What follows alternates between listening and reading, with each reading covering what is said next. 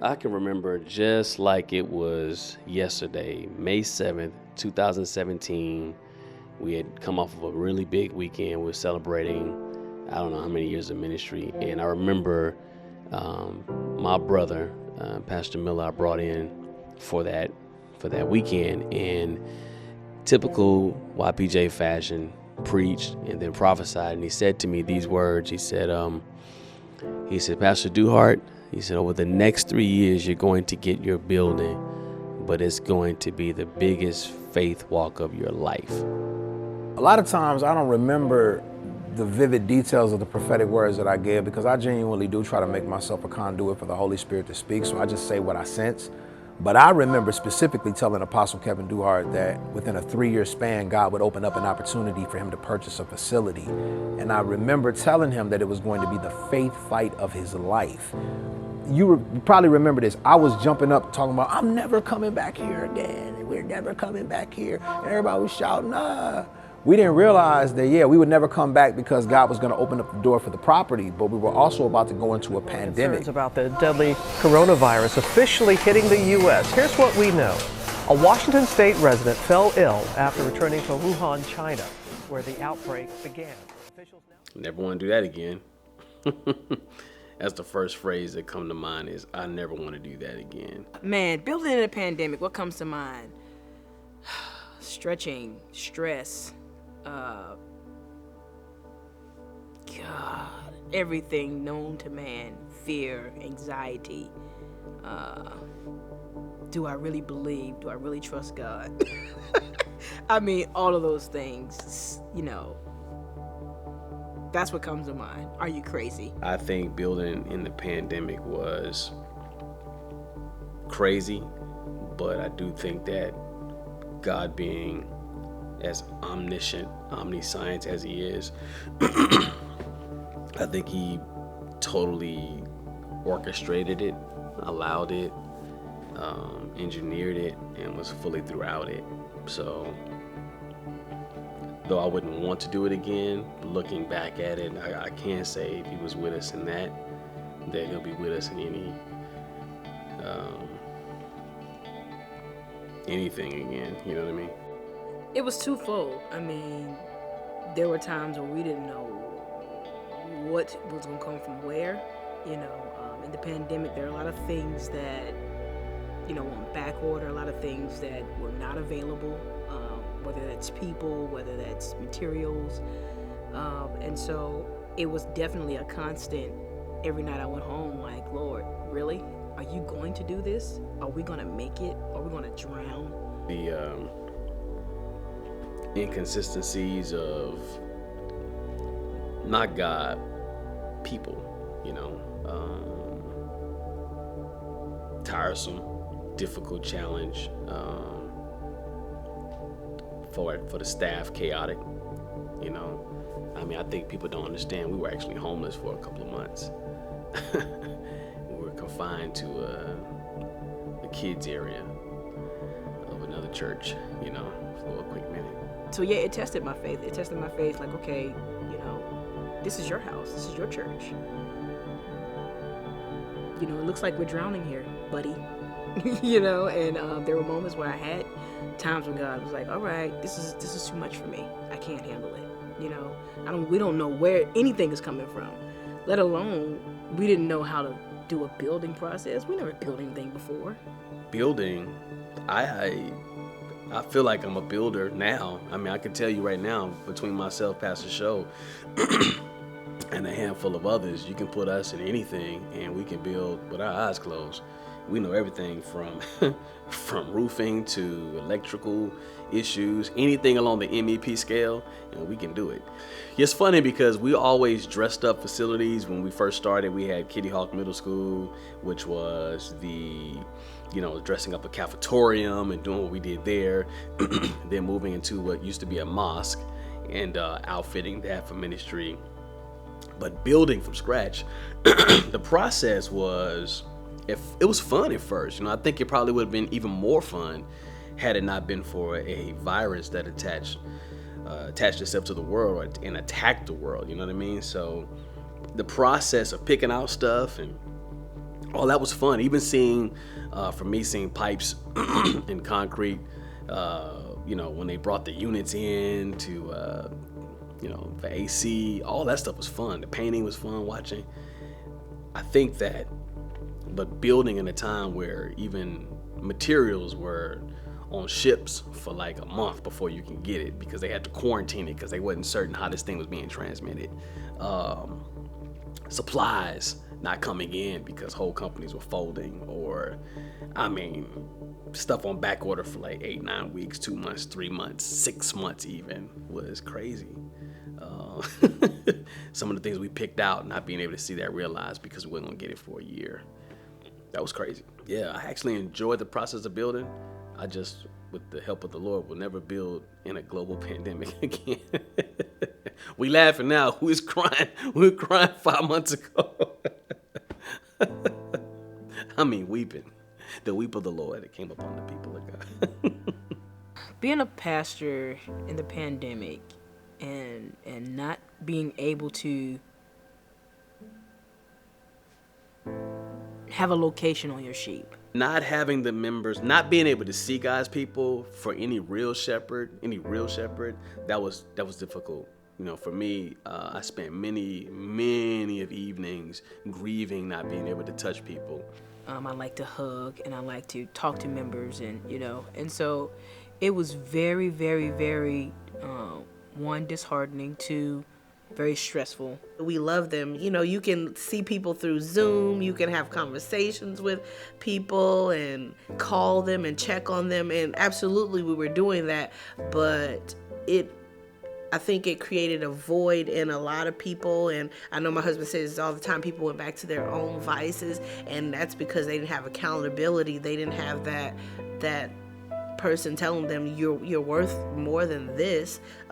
You hear it on virtually, but man, just to be able to connect, you need that touch. And so not being able to see the people, it hurt. That season it hurt. I'm not gonna even get emotional. It was rough. Not being able to hug the people of God, because you love them. They're your family. I am so, but that I haven't thought about that in a while, Kevin. But yeah, it hurt. It did. I realized I had members that were, without family members here. They were, many of them, alone in their homes. Some had just joined. I think my heart still grieves for those who had just connected, and then the pandemic happened. That bothered me. We had one member that went to be with the Lord in the process of returning, right? That I didn't get a chance to see. I didn't know her. She had just joined, I think maybe a week or two before the pandemic began, and was with us online. Never got a chance to connect, and then found out months later that she had went to be with Jesus. So I think any leader worth his salt care deeply, not to hug God's people, not to see their children, not to shake hands with brothers, not to embrace people arm in arm, not to do dinner with people you care about, not to stand in the parking lot. That alone, how we get down. We have full conversations in the parking lot, laughing, joking, talking about folk, talking about each other. When nobody knows, during the pandemic, and nobody knows this, I would drive to our previous location on a Sunday, and I'd watch the service in the sanctuary before we moved out with a few people, those who would come, never really over 6 or 7. We'd space out, we'd watch it. Apostle McLean would be one of those persons. Of course, Pastor Lisa and my kids, Pastor Show would come, Pastor Kim would come, and we'd watch it. But when everybody was gone, I would sit in the parking lot sometimes and just remember the conversations and remember the fellowship. I think that thinking back at it, that was my way of mourning the family atmosphere and the genuine fellowship that All Nations San Antonio possesses. I mourned it. I mourned for not seeing them, and I mourn for them not seeing each other.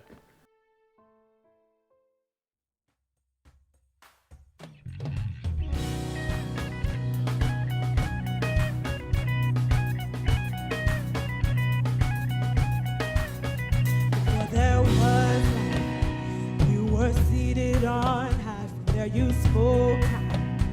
We were already on your mind.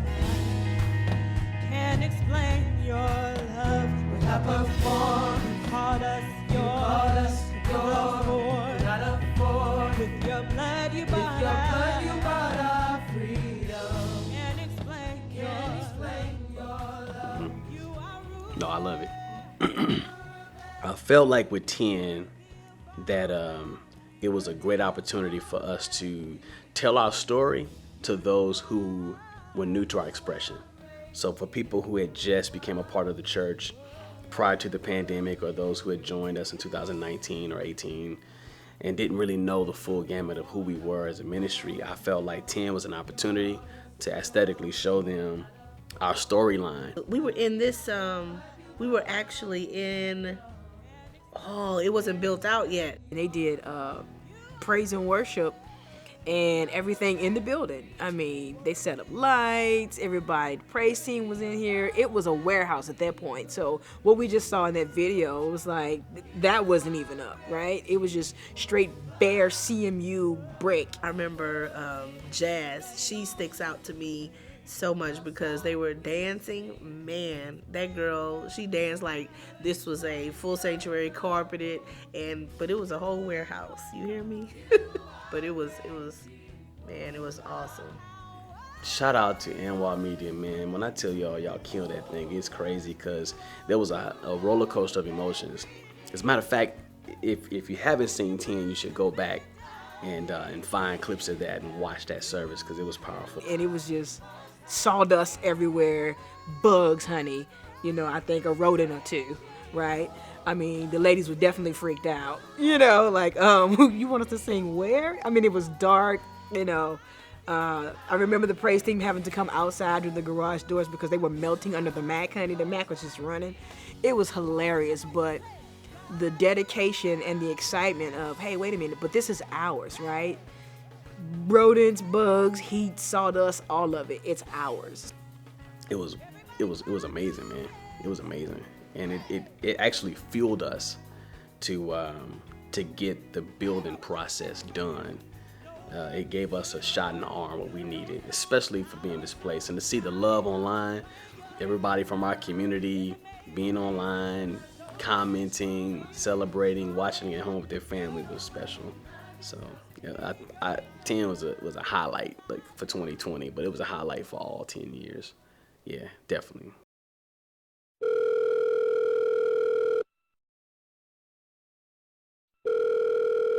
Hello? Hello? Hey, I'm on the way. Hello, can you hear me? Hello? Hello? Yeah, I can hear you. Step outside real quick. Step outside. I can hear you. Step outside. So, we're not gonna make the deadline. We're not. Oh, what you mean we not gonna make it? You know, I am getting sick and tired. They told us that they're gonna have this situation done. I am really getting sick and tired of these deadlines not being met. Who's on the campus? Who's there? Who's there? Who's there? Matter of fact, I'm on the way. I'm sick and tired of this mess. This is delay after delay. But we're not gonna make the deadline. We're just not. The carpet's not even down. There's crap all over the floor. There's some stuff that's in the foyer that is not done. Bathrooms are not done. We are not going to make this So we got people coming in. We already bought tickets. I mean, we got hotel rooms. We got people coming in. Yeah, we got people coming in. I know.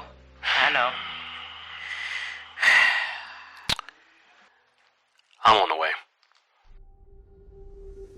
It's almost a tug of war every day. You know, it's like, when is this going to happen? When is this going to happen? And you have to have an answer. You know, some days I didn't have the answer, you know. We had a rain in the city, and the rain gutters had just been replaced. The old ones, you know, had been demoed, and the new ones had been installed.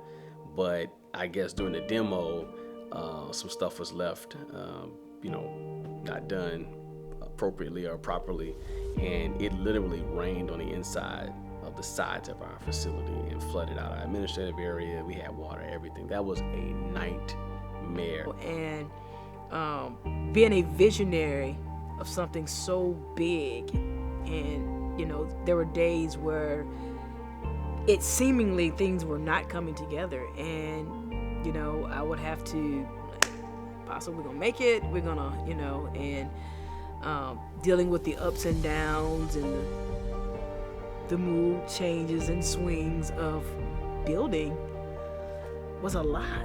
Just coming from that point, watching him and seeing how he wore that daily, coming in and out, and some days he was like, I got my second win, and some days I could see him physically tired and ready for it to be over. But overall, I say he's a champ.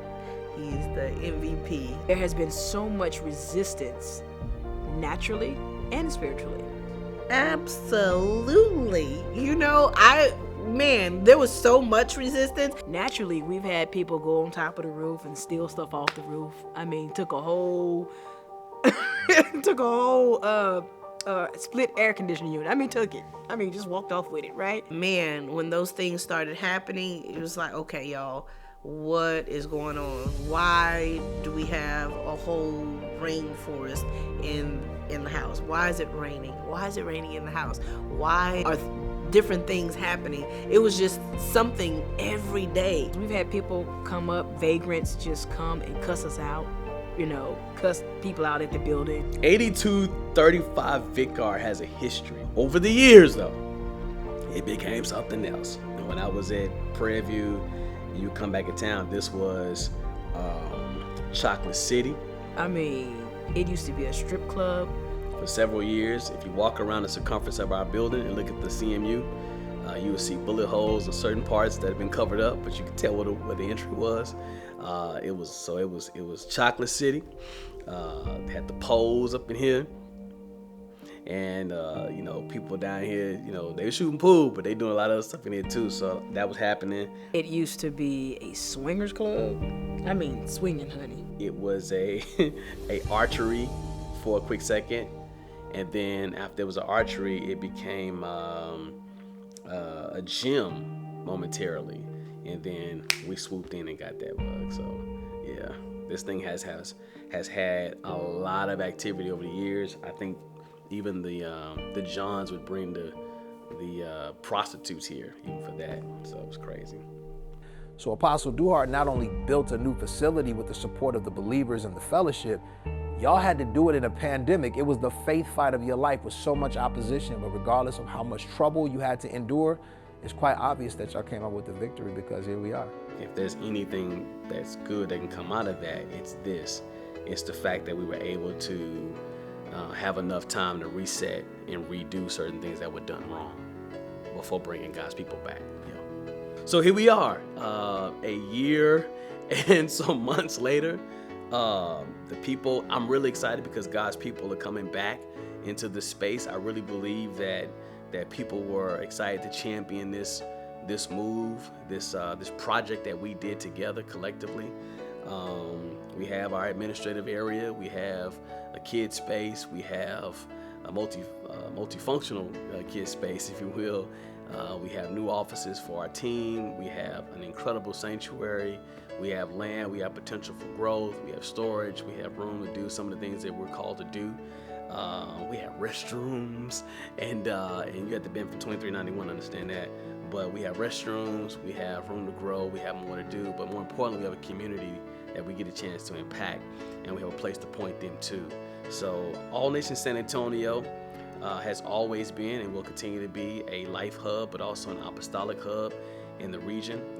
We've been able to provide service already to the community throughout schools, single mothers, children, teens, nursing homes, etc. We have so much in our wheelhouse to do, and we have more work to do, but I'm excited that now we have our place that we own, that's ours, that belongs to us. And as Martin says, ours, it's ours. And so we're excited about that. And the future looks good for All Nations San Antonio. Looks good for our team. We're just beginning. We've got a flag down the ground, and we're gonna see what God does for the near future. We got more building to do, but this is a great start.